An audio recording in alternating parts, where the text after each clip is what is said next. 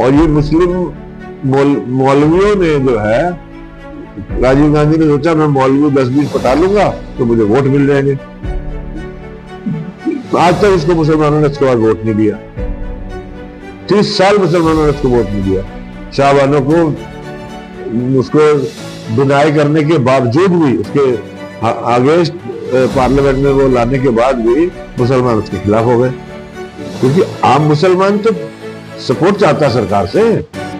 आम मुसलमान नहीं चाहता कि सरकार हमारे खिलाफ हो। 3 तलाक में औरतों ने इतना खुल के मोदी जी को वोट किया था, मुस्लिम औरतें इतनी खुश थी, आज भी खुश हैं। क्यों? उनको तलाक देने से पहले उसको अपनी जायदाद में हिस्सा देना पड़ेगा। उस आदमी को अपनी जायदाद में से अपना हिस्सा देना पड़ेगा, नहीं तो वो तो मेहर की रकम 5100-5500 कुछ दे के मौलवी को और तलाक हो गया जी, खत्म। मुंह से बोल दिया तलाक तलाक तलाक, मेहर की रकम हाथ में पकड़ाई, चल बाहर हो जाए, गेट से बाहर। और वो बेचारी कहाँ जाए? 2 बच्चे, 4 बच्चे, 6 बच्चे लेके।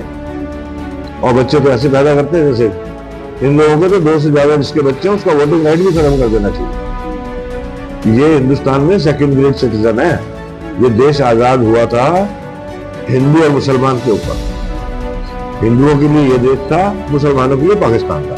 आजादी की लड़ाई दोनों ने मिलकर लड़ी थी, और उस आजादी की लड़ाई का इनको इनाम मिल गया था, पाकिस्तान दे दिया था।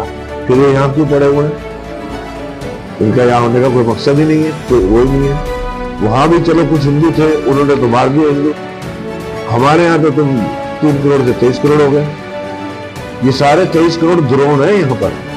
आज कुछ उल्टा सीधा हो जाए, ये सारे ड्रोन है। इस सड़क पे आपको पता नहीं लगेगा हिंदुस्तान का क्या हाल करे। इनके साथ तो बहुत सख्ती से पेश आना चाहिए। और हालांकि मोदी जी इस हिसाब से कानून बनाते जा रहे हैं धीरे धीरे, और इनको कंट्रोल कर रहे हैं। बीजेपी वोट उनको टिकट भी नहीं देती, बिल्कुल असूलन नहीं देती। वोट इनसे मिले ना मिले उनको उम्मीद भी नहीं है, वो इनके वोट पे जिंदा नहीं है। इनके वोट पे कांग्रेस जिंदा है। कांग्रेस को मिल नहीं रहा इनके वोट। इनका वोट अखिलेश खा जाता है, मायावती खा जाती है, ममता खा जाती है, कांग्रेस को नहीं मिलते, क्योंकि वो कांग्रेस को देख चुके हैं। कांग्रेस ने उनके साथ 70 साल धोखा किया और कुछ नहीं किया। अखिलेश क्या कर रहा है? वो भी मुसलमानों का कुछ नहीं कर रहा, उनको सिर्फ गुंडा बनाता है, यादवों को नौकरी देता है। ममता क्या कर रही है? मुसलमानों को यूज करती है गुंडागिर्दी में, नौकरी बंगालियों को देती है। किसी मुसलमान को नौकरी दी उसने आज तक? नहीं देती। नौकरी देने के लिए वो जाती है बंगालियों के पास। ऑपरेशन सिंदूर को मामले को लेकर ऑपरेशन सिंदूर जो है ना, वो एक बहुत ही सक्सेसफुल और बहुत ही अच्छी तरीके से सोचा समझा हुआ कदम था। आज देखो आप, रशिया और यूक्रेन की लड़ाई चल रही 3 साल से। अब ये इजराइल की लड़ाई शुरू हुई, 1.5 साल तो उनको भी हो गया, और लड़ाइयों से कोई हल नहीं निकलने वाला।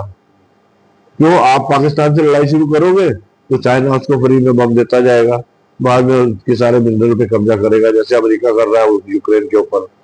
ये तो इनका काम है लड़वाना। मोदी जी ने उनको सबक सिखाया, उन्होंने फिर उनकी आर्मी ने अटैक किया, आर्मी को भी सबक सिखा दिया।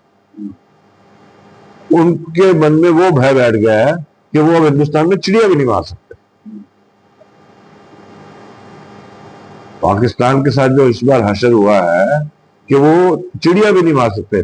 उनके न्यूक्लियर बम जहां पड़े थे, जिस पहाड़ के पास में, उसके पास में बम फाड़ा और वो उनकी जान निकल गई कि कभी लीकेज ना हो जाए। अमेरिका के जहाज आ गए, चाइना के जहाज आ गए वहां चेक करने के लिए, लीकेज चेक करने के लिए, कहीं लीकेज तो नहीं हो गया। रेडिएशन लीक हो जाए तो पता नहीं लाखों मर जाए। कांग्रेस ने इस मुद्दे को विरोध किया। कांग्रेस को दिया जो सिंदूर है वो एक पति लेके जाता है, और भाजपा वाले अपने घरों में, उनके घरों में सिंदूर लेके पहुंच रहे। और कांग्रेस के जितने भी समझदार एमपी हैं, जितने अकलमंद लोग हैं, मोदी जी ने सिलेक्ट करके उन लोगों को विश्व भर में भेजा। हाँ, ये जरूर है जो नालायक हैं उनको नहीं भेजा, उससे कांग्रेस वाले नाराज हैं। लेकिन जितने भी अच्छे लोग हैं उन सबको भेजा, और वो बड़े अच्छे से विश्व भर में समझा के आए कि हम क्या चाहते हैं और हमने क्या किया। हमारा मकसद युद्ध करना नहीं है। हिंदुस्तान मानवता के खिलाफ नहीं है, बीजेपी आरएसएस कुछ भी मानवता के खिलाफ नहीं है, लेकिन वो शांति प्रिय देश है। हम चाहते हैं देश में शांति रहे, फालतू के लफड़े नहीं होने चाहिए। हम प्रोग्रेसिव है, हम आगे तरक्की करने के लिए लगे हुए हैं। हम आगे चौथी से तीसरी, तीसरी से दूसरी पायदान पे जाने के लिए लगे हैं, इकोनॉमी को अपने ले जाने के लिए। हमारे अगले 2 साल के अंदर हम चाहते हैं हमारे यहाँ सबको नौकरी मिल जाए। जिस दिन हमारे देश में सेमीकंडक्टर बनना शुरू हो जाएगा, उस दिन यहाँ नौकरियों की कमी नहीं रहेगी। घर घर में सेमीकंडक्टर बनेंगे, उनकी फैब्रिकेशन की फैसिलिटी बन जाएगी। और सेमीकंडक्टर पूरे वर्ल्ड वाइड में अभी सिर्फ मार्केट में पूरी की पूरी मास्टर कंट्रोल जो है वो ताइवान के पास है। और वो इंडिया अगर बनाना शुरू कर देगा तो इंडिया की हर आइटम, चाहे फ्रिज, टीवी, कार, मोटरसाइकिल, छोटी से छोटी चीज इलेक्ट्रॉनिक से जो चलने वाली है, ये सब जो है आधे आधे रेट में आ जाए, सस्ती हो जाएगी। प्लस इनकी वो भी हो जाएगी मोबाइल फोन, और इनकी प्रोडक्शन बढ़ जाएगी। हम बहुत बड़े एक्सपोर्टर हो जाएंगे 2 साल के अंदर। आज मान लो हमारा एक्सपोर्ट 100 रुपए है, तो ये 300 रुपए हो जाएगा, 200 नहीं 300 हो जाएगा। हमारा देश जो है एकदम, ये 1980 में सेमीकंडक्टर का प्रपोजल आया था लगाने के लिए, 80-81 में इंदिरा जी ने नहीं लगाया, राजीव गांधी ने नहीं लगाया, उसी दौरान ताइवान ने लगा लिया। तो 82-83 में ताइवान ने लगाया। और ताइवान देखो छोटा सा देश है, चाइना आज उसके आसपास भी नहीं भटकता। कभी उसके इधर से जहाज निकालेगा, कभी उधर से जहाज निकालेगा, उसकी हिम्मत नहीं है कि वो ताइवान के ऊपर एक गोली भी चला दे। तो अंत में क्या संदेश आप देना चाहते हो देश की जनता को? भाई, आप एक सिंपल सी चीज है कि जो जिस स्टेज में मोदी जी ने इस वार को विड्रॉ किया या पॉज लगाया है, विड्रॉ भी नहीं किया, पॉज लगाया है, वो बहुत ही मोस्ट सुटेबल टाइम था। और इसको इससे और एक दिन आगे खींच के कोई आपको पीओके कुछ नहीं मिलना, पीओके तो खुद आ जाएगा अपने पास। वहां की जनता देख रही है कि कश्मीर में कितनी तरक्की हो रही है, वो वहां पाकिस्तान के साथ रहना भी नहीं चाहते। बलूचिस्तान अलग परेशान हो रहा है, पाकिस्तान तो वैसे खुद ही खत्म हो जाएगा, 3-4 हिस्से में बढ़ जाएगा। तो उसके लिए हमें ज्यादा मेहनत करने की जरूरत नहीं है। हम अपनी आर्मी की उम्र वहां अपना असला क्यों खराब करें? हमने जितना उनको सिखाना था सबक सिखा दिया, और अब इसके बाद हिम्मत नहीं है पाकिस्तान की कि वो दोबारा कोई किसी तरह से हरकत कर सके। ऑपरेशन सिंदूर बहुत सक्सेसफुल था, और मोदी जी की सोच बहुत सक्सेसफुल है, मोदी जी की कार्यशैली बहुत सक्सेसफुल है। उन्होंने 10 दिन लगा के पूरी आर्मी के एक एक आदमी से, आर्मी, एयरफोर्स, नेवी, सबसे अलग अलग डिस्कशन भी किया, सबको साथ बिठा के भी डिस्कशन किया, डिफेंस मिनिस्टर को भी साथ बिठाया, अजीत डोभाल जी को साथ बिठाया, सबसे सलाह करके, मशवरा करके, निष्कर्ष निकाल के उन्होंने सबसे पहले तो उन्होंने मारा आतंकवादी। जब आतंकवादियों के उस पे क्रियाक्रम पे आर्मी वाले पहुंच गए, तो पाकिस्तान तो वैसे एक्सपोज हो गया। तो क्यों कहता है जी हमारा तो आतंकवादी से कोई मतलब ही नहीं है।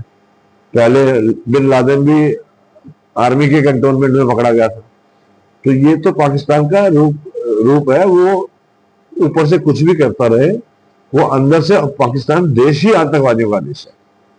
और जितने ये पढ़े लिखे हैं उतने ज्यादा खतरनाक है।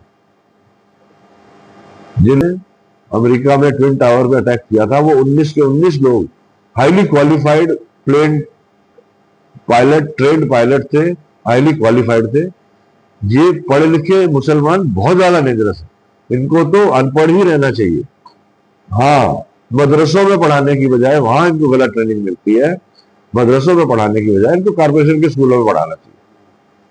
और मदरसों में 90-90 हजार रुपए तनख्वाह दे रहे हैं, और उनको जो है ABCD नहीं आती बच्चों को। मदरसे तो वो पैसा खाने के चक्कर है सारा। कांग्रेस ने किया गया है, मुसलमानों को पैसा दे देकर, वो भी ऊपर कुछ मौलवियों को, गरीबों की, गरीब मुसलमान के हाथ कुछ नहीं लगा। मोदी जी के रहते गुजरात में पतंग इंडस्ट्री 70 करोड़ की थी, वो 700 करोड़ की हो गई। एक सिर्फ उन्होंने काइट फेस्टिवल शुरू कर दिया, विदेशों से लोग आते हैं पतंग उड़ाने के लिए, और पतंग का सारा बिजनेस ही मुसलमानों के पास था वहां पर। मोदी जी ने मुसलमानों के लिए बहुत किया देश में, लेकिन उनको उन्होंने स्ट्रीमलाइन में डालने की कोशिश की। अब कुछ लोग उनको भटकाने लगे रहते हैं हर वक्त। वो जो भटकाने वाले लोग हैं उनको कंट्रोल करना है हमें। वो अपने आप में पूरा अपनी जीवन रेखा को समझता है कि मुझे कहाँ जाना, क्या करना है।